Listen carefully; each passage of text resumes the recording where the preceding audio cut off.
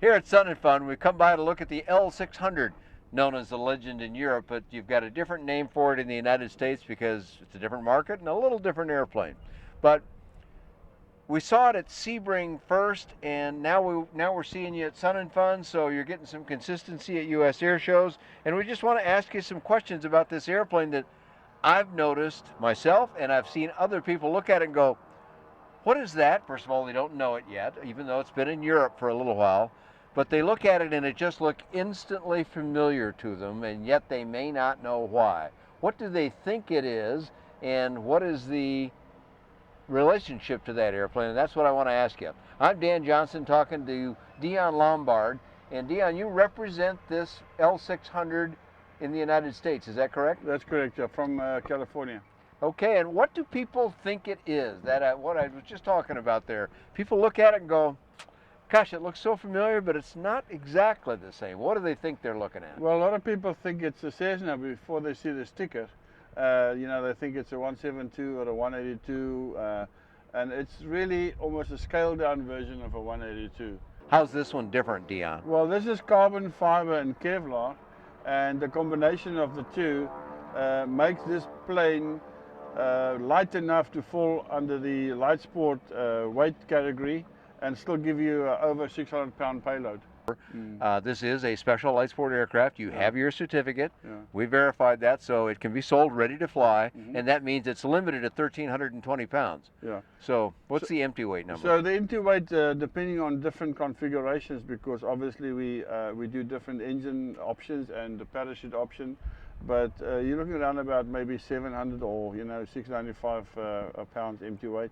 Depending on how you have it equipped, depending on how of course. you equip it out. But we've discovered that with the fuel tanks option from 29 to 34 gallons, we pretty much can carry full fuel, and you and me can go.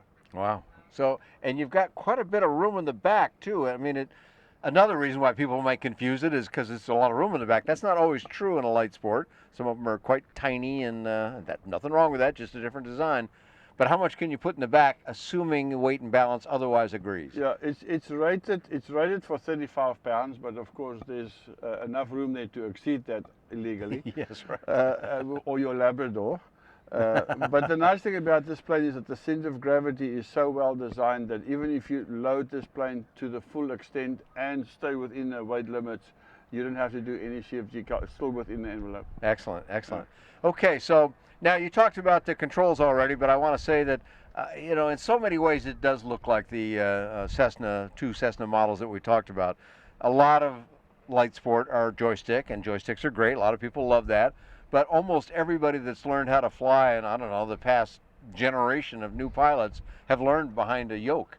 So when pilots look at this, are they feeling like it looks comfortable and familiar to them as it appears to be? Well, my ferry pilot believes that when people fly this and they close their eyes, they think they're in the Cessna.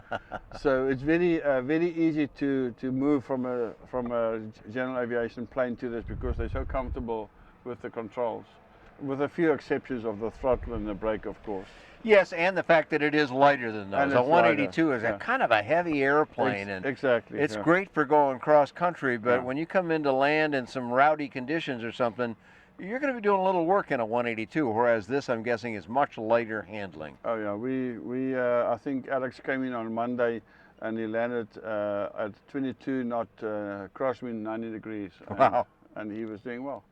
That's great, because people say, well, you can't do that in a light sport, meaning they think it's just not possible by the laws of physics that this light aircraft can handle those kind of winds. But there's your proof right there. And it's also got 40-degree flaps, so you can slow it down. 40 degrees. And let's talk about the controls a little bit, since our camera can see them. Of course, we talked about the fact that it's got dual yokes. Tell me about what's down on the foot pedals. Okay. I don't know if we can see those or not on the camera, but describe it. You have just your regular rudder pedals, because the brakes are not on the rudder pedals. It's a hand brake and also a parking brake, and it's the lever behind the throttle. Okay. So when you have the throttle forward and you come back, it's one hand, one movement. You can throttle back, brake, and park. Okay, perfect. So, and they're shaped differently enough. Yeah, you can can't tell grab what it, you don't have to look.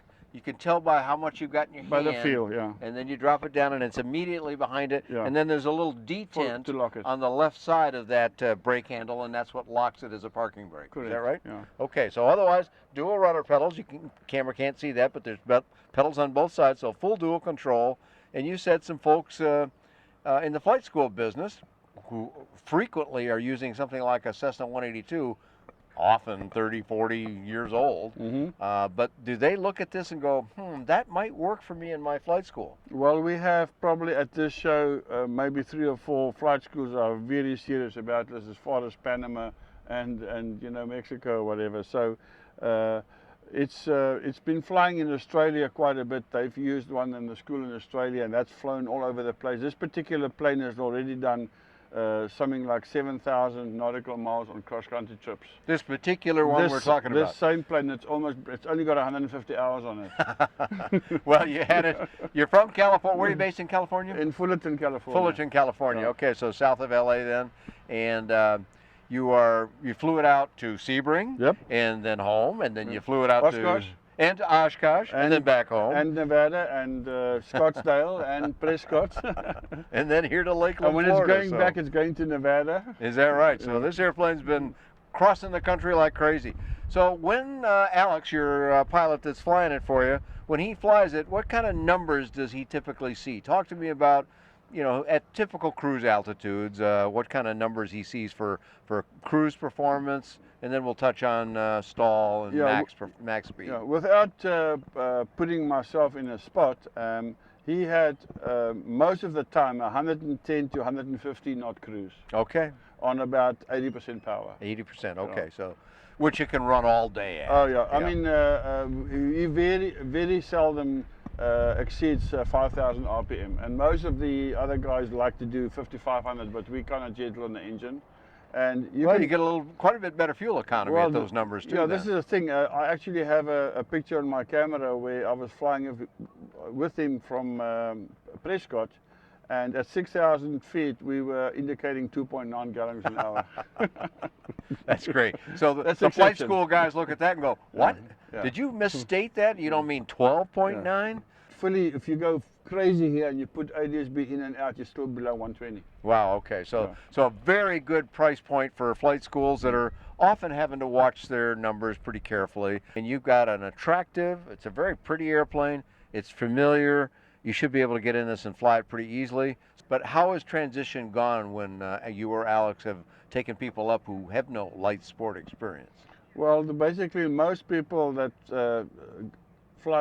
come from a heavy plane to a light sport is they come in too fast. This has a stall speed of about 38 knots, so you've got to have the balls to cut it down. Yeah, I'm looking here, there's a data sheet on the panel that I'm seeing down here. Stall speed, 38 knots. Now, think about that for a moment. It has to be no more than 45 to pass the roll. You're well underneath that. And that's loaded. And that's loaded. That's at gross, those numbers. So yes, that's very slow, and pilots are not going to fly it that way. So a little transition training, a good thing, even in a relatively easy to fly airplane. Yeah. Okay, so how are you're selling it? It's an SLSA, so you're selling it fully ready to fly. Correct. Is that right? Yeah. Okay. It comes fully test flown and assembled in Europe, and then we just take the wings off and the prop and we stick it in a container, and if we get the certification signed off the next day, it can fly in 2 days. Beautiful. If somebody said, "My goodness, I don't hear anything I don't like, so I want to order one," what would you tell them these days, and in the future, how long it'll take them to get one? At the moment, we have about a 4 to 5 months lead time. Okay. Deon, I think I've asked you a lot of the questions that if somebody else was able to attend this show, they would come up and ask you. I hope we've done a good job of that for people. But if they have more questions that we failed to ask them, where do we send them on the web to find out more and to contact you folks? www.aeropilotusa.com. Pretty simple then. You can find more about that. I'll have coverage on this as we go along, and all kinds of affordable aviation, all available on BuyDanJohnson.com. Thanks for joining Deon Lombard and myself here at Sun and Fun in the L600 from Aeropilot. Thank you so much for showing up. Thank you.